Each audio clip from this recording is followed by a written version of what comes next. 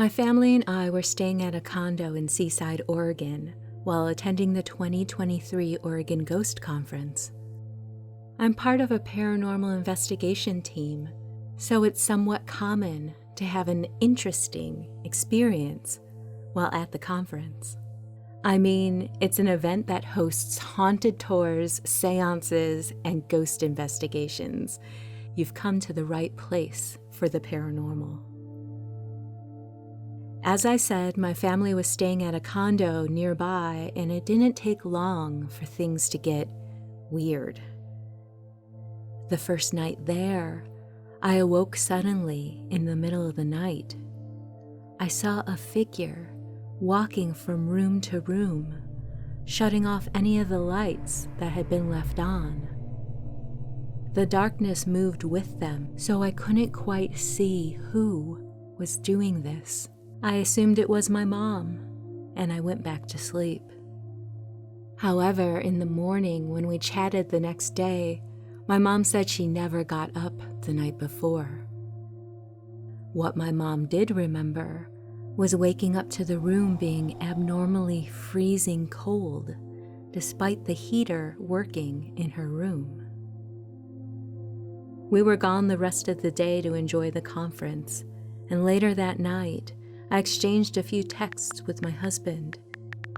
He had ended with, "I love you, good night," and I placed my phone on the bathroom counter before taking a shower.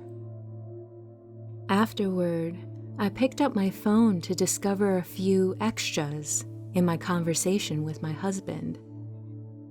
After he told me goodnight, there was a new reply from me to him that said, "She's goddamn busy."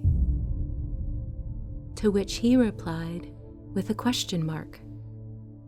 I laughed and thought someone in my family must have played a little joke on my phone, but when I went to confront them about it, everyone was either very engaged in what they were doing or sound asleep. No one was waiting with anticipation over a prank they had orchestrated. And then I realized my phone had a fingerprint lock, and no one knew the PIN code either.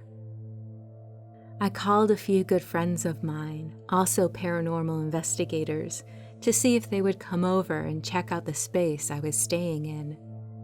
My good friend is a medium, and he sensed a lot of energy swirling around the space, similar to something he would feel with a portal. Later on that night, my daughter was texting on her own phone, sharing with a friend the spooky events that had happened that evening. Mid-conversation, she witnessed her phone replying on its own in the thread with an emoji that simply conveyed